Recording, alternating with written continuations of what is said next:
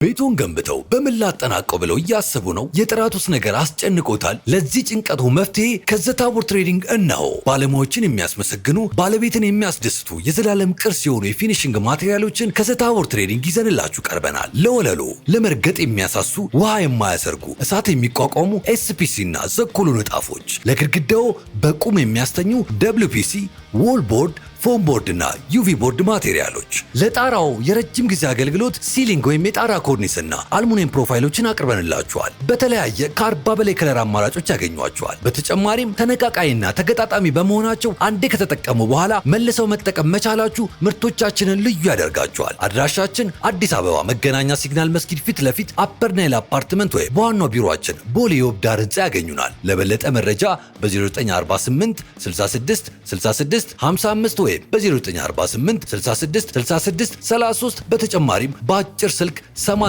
14 ይደውሉልን።